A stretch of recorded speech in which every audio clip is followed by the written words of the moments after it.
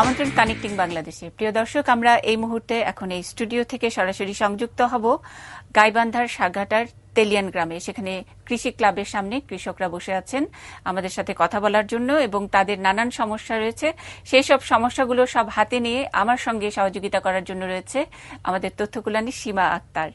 আর তাদের এই কৃষক ভাইদের সমস্যা, যেগুলোর সমাধান আসলে সীমা আক্তারের কাছে নেই, আর আমি শুধু এই অনুষ্ঠানের উপস্থাপক মাত্র, আমি এই কৃষি সমস্যার সমাধান দিতে পারি না বলে আমাদের স্টুডিওতে আবারও সময় দিচ্ছেন আমাদের সকলেরই খুব প্রিয় ব্যক্তিত্ব এবং কৃষি বিশেষজ্ঞ ডক্টর সদরুল আমিন। আমরা চলে যাব সরাসরি সাঘাটার তেলিয়ান গ্রামে।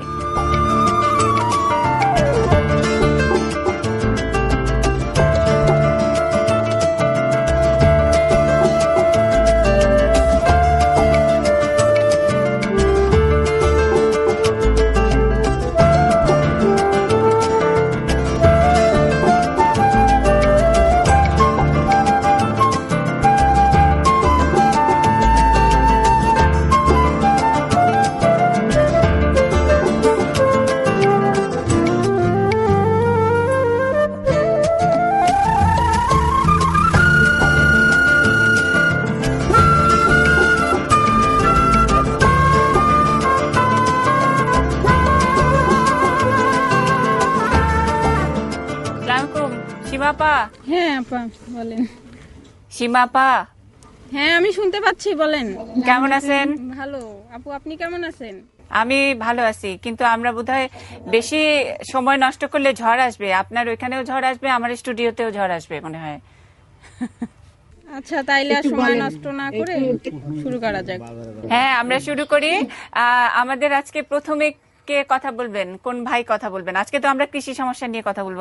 কৃষি সমস্যা নিয়ে কথা বলবো। আসসালামু আলাইকুম। ওয়ালাইকুম আসসালাম। কেমন আছেন? আছি আলহামদুলিল্লাহ, ভালো আছি। আমি মোহাম্মদ আরমান আলী, তেলিয়ান আইসিএম ক্লাবের কৃষি সম্পাদক। আচ্ছা আরমান ভাই, আপনার শুনেন, আপনার প্রশ্ন শোনার আগে আমি আপনার এই তেলিয়ান গ্রামটা সম্পর্কে শুনবো। আমাদের গ্রামটা এত সুন্দর, আপনি যদি আসতেন তাহলে আপনাদের ঘুরে ঘুরে নিয়ে আমি দেখাইতাম।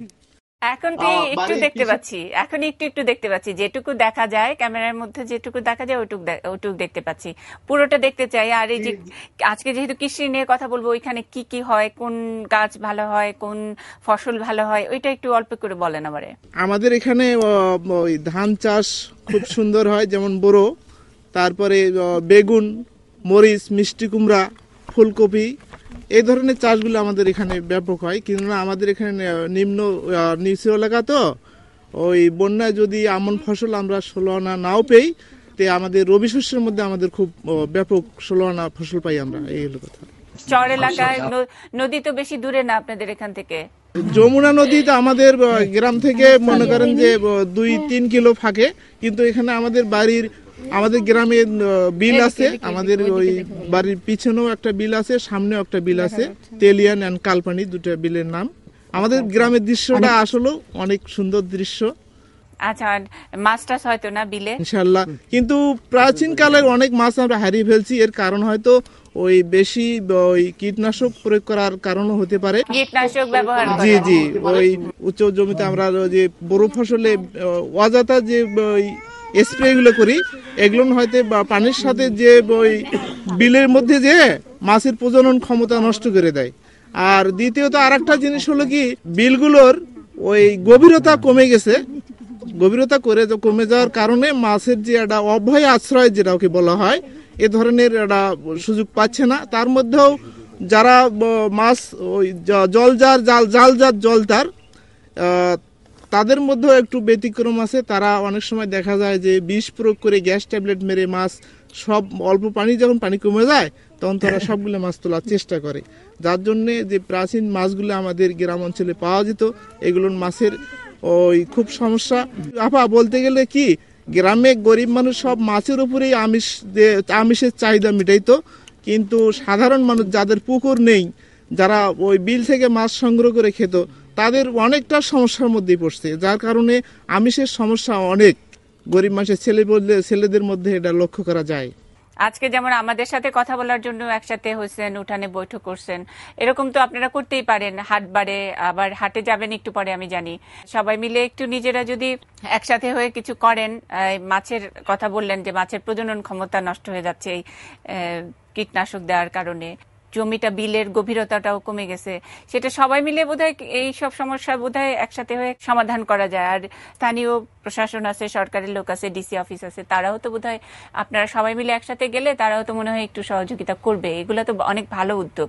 জি, আমরা এই যে তেলিয়ান আইসিএম ক্লাবের মাধ্যমে এটা ধীরে ধীরে আমরা প্রস্তাব একটু বাড়ায় নিচ্ছি। আমরা এটা যদি সুযোগ পাই যে কৃষি সম্প্রসারণ ডিস্ট্রিক্ট লেভেলে যদি কোনো সমাবেশে আমরা যেতে পারি, সেখানে আমরা বিষয়টা তুলে ধরবো। আর আমাদের গ্রামের মধ্যে আমরা বিষয়টা কম বেশি তুলে ধরছি, এটা ব্যাপকভাবে ছড়িয়ে দেবো, এটাই আমাদের প্রত্যাশা। এবার আপনি বলেন কি প্রশ্ন। আমাদের বিশেষজ্ঞ যিনি আছেন উনি আপনাদের প্রশ্নের উত্তর দিবে। আমি প্রথমে সবার প্রশ্নগুলো আগে নোট করে নিব, আপনারা কে কি প্রশ্ন করতে চান এটা প্রশ্নগুলো নোট করে নিব। তারপরে বিশেষজ্ঞ যিনি আছেন উনি একবার এই সব প্রশ্নের উত্তর দিবেন। উনি কথার সময় যদি মনে হয় যে কোনো কিছু আবার জিজ্ঞেস করবেন, বুঝতে পারেন নাই, সেটা আবার জিজ্ঞেস করবেন। এই যে আমাদের সীমাপা আছে, সীমাপারে বলবেন যে এই জিনিসটা বুঝি নাই, আরেকবার বলতে বলেন, সীমাপা আবার আপনাদেরকে সুযোগ দিবে। আরমান ভাই, তাহলে আপনার প্রথম প্রশ্নটা কি? আমার প্রশ্ন হলো দুইটা। বেগুনের আমাদের প্রধানত সমস্যা হলো ফল ছিদ্রকারী পোকা। একে আমরা কোনো যে ধরনের বিষ প্রয়োগ করি এটাকে দমন করতে পারি না। যেমন আমার হাতে এখন এই মুহূর্তে একটা মিষ্টি কুমড়ার ছোট্ট একটা কচি চারা আছে, ওই ফল আছে, এটার গায়ে দেখা যাচ্ছে এই যে এক ধরনের মাছি এই ফলটাকে হানা দিয়ে এই যে আঠা বেরোচ্ছে, এখান থেকে ক্ষত সৃষ্টি হয়ে ব্যাপক হারে এই ফলগুলো নষ্ট হয়ে যায়, যা আমরা এটা দমন করতে পারতেছি না। তো আমি বিশেষজ্ঞের কাছে এই দুটো বিষয় আমি জানতে চাই, আমার পক্ষ থেকে জানালে আমি খুশি হব। ধন্যবাদ। আপনি তো বললেন যে ওই যে ফল ছিদ্রকারী পোকার কথা, একটাই তো বিষয়। পোকা যেভাবে ইয়ে করে আপনাদের ফসলগুলোকে নষ্ট করে দেয়, ফুলকপি, বেগুন, এই যে মিষ্টি কুমড়া যেটা দেখালেন ওরকম। হ্যাঁ, আচ্ছা, এটা তাহলে আমাদের বিশেষজ্ঞ উত্তর দিবেন। এর অন্য আর কি আছে? অন্য প্রশ্ন আর কি আছে? আর কেউ? আপা, সীমাপা? আব্দুল মালিক মোল্লা বলছি, তেলিয়ান থেকে। আব্দুল মালিক ভাই, আসসালামু আলাইকুম, বলেন। ওয়ালাইকুম আসসালাম। আমার প্রশ্ন হলো, ধান গাছের ওই যে চারাটাতে আমাদের ফোলার আগে আগে ওই সাদা সাদা পাতা হয়, হওয়ার পরে ধানের ফসলটা কমে যায়। আর ওই আম গাছের রাসের কিছু আম গাছ চারা লাগানো আছে, 5 বছর হলো। সেই 5 বছর আম গাছের চারাগুলো এই যে এইরকম হওয়ার পরে আমগুলো ঝরে যায়, আর মৌল আসার আগে আগে ফির মৌলু আটকে না। মোল্লা সাহেব, একটু আমটা দেখা, হাতটা এরকম উঁচু করেন, আমি দেখতে পাচ্ছি। হ্যাঁ হ্যাঁ হ্যাঁ, হ্যাঁ, এরকম অল্প ছোট অবস্থায় পড়ে যায়, ঝরে যায়। আপনার এই প্রশ্ন দুটোর উত্তর দিবে। তারপরে সীমাপা, আর কে আছে? আসসালামু আলাইকুম, আমি রেজিয়া বলতেছি তেলিয়ান থেকে। আমি নারকেলের গাছ গাড়ছি মনে করো যে 10 বছর হলে, আর ছড়া আসতেছে 3 বছর হলে, আসে নষ্ট হয়ে যায়, তে আটকিতেছে না, সেটা কি করব সেই আমাকে বলেন। আর ডাকি কাঁঠাল আসে, আসিয়া মনে করো যে বড় হয়া মানে জিঙ্কা বেলেট দিয়ে কাটে ইয়েটা বুড়াটা ওই রকম হয়া পড়ে যায়। এটা তো খুব সমস্যা। কাঁঠাল গাছে কাঁঠাল ঝরে যায়, লেবু গাছে ফুল আসে, ধরে না, এটা মহা সমস্যার কথা। এটা এই সমস্যা নিয়ে আমাদের বিশেষজ্ঞ যিনি আছেন উনি কথা বলবেন। রেজি আপা, কখনোই কাঁঠাল খেতে পারেন নাই? গত 10 বছর ধরে একই অবস্থা? দুটাই আটকে তাকে খাই, বেশি যে থাকে তা থাকে না, ধরে খুবই, কিন্তু ওই 2-4টে আটকে, আর নারকেলের গাছের আটকেই নেই। ঠিক আছে, আমরা তাহলে যে আমাদের যিনি আছেন উনি আপনার এই প্রশ্নের উত্তর দিবেন। সবার প্রশ্নগুলো একসাথে আমি লিখে রাখতেছি, একসাথে আমরা এই প্রশ্নগুলোর উত্তর দিব। যখন নাকি উনি কথা বলবেন, যদি আপনার কোনো কিছু আবার একটু বাড়তি জানতে ইচ্ছা করে যে আচ্ছা আমি এই কথাটুকু বললো আমি আরেকটু শুনতে চাই, তাহলে একটু সীমাপারে বলবেন, সীমাপা আবার আপনারে সামনে এনে বসাবে, ক্যামেরাটা সামনে এনে বসাবে। ঠিক আছে, আমাদের বড়ের প্রশ্ন নেই সীমাপা? হ্যাঁ আপনি? হ্যাঁ আছে।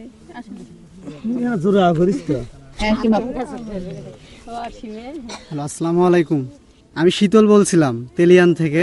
হ্যাঁ, আমারও এই কাঁঠাল গাছেরই সমস্যা। তো কাঁঠাল গাছটার বয়স 10-12 বছর হবে। 4-5 বছর থেকে ফল ধরে, কিন্তু ফল মাঝারি সাইজ হওয়ার পরে কাঁঠাল থেকে ওই ছিদ্র করে, পোকা ছিদ্র করার পরে কালো কালো গুঁড়ার মতো এগুলো আঠালো জাতীয় গুঁড়ার মতো বের হয়ে পচে যায় আর কি। শেষ পর্যন্ত আর পাকে না, আর গাছেই পচে যায়। এই সম্পর্কে জানতে চাচ্ছিলাম। এবার ওই অবস্থা, এখন তো কাঁঠাল থাকার কথা গাছে। এবারও ধরছে কাঁঠাল, মানে কতগুলো আবার ওই রকম হচ্ছে আর কি। অনেকগুলোর মধ্যে পোকা লাগছে, তাই তো? মানে ছিদ্র করে ফেলছে, তাই না? ওইখান থেকে আঠা আঠা গুড়া গুড়া কি বার হয় কাঁঠালের ভেতর থেকে, তাই না? হ্যাঁ, সাইজটা বেশি বড় হয় নাই, সাইজ ধরেন মাঝারি আর কি, 1 কেজির মতো হয়েছে আর কি। বিক্রি করতে পারবেন না এবার? ভালো, এখনো তো বলা যাচ্ছে না, প্রতিবারই ওই একই রকম অবস্থা হয়। মনে করেন 80% কাঁঠাল এরকম হয়। ঠিক আছে, আমাদের এখানে যে কৃষিবিদ চৌধুরুল আমিন সাহেব আছেন, উনি সব প্রশ্নের উত্তর দিবেন। তারপরের প্রশ্নটা আমি একটু লিখে নেই। কে আছেন সীমা পাস, একটু সামনে আসতে বলেন। আসসালামু আলাইকুম।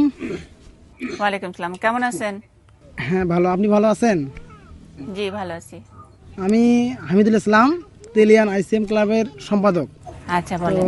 আমার যে প্রশ্নটা হচ্ছে সেটা হচ্ছে যে এই যে ব্রিয়া 28 ধান লাগাইছি আমি এই মৌসুমে, তো ওই ফসলে গাড়া লাগানোর পরে 2 মাস পর এই মানে ইঁদুরের উৎপাত খুব বেড়ে যায় এবং মানে রোয়া ধান খুব কাটে।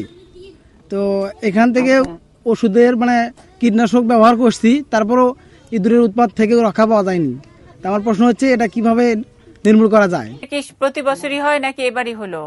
হ্যাঁ প্রতি বছরই হয়, কীটনাশক ব্যবহার করছি কিন্তু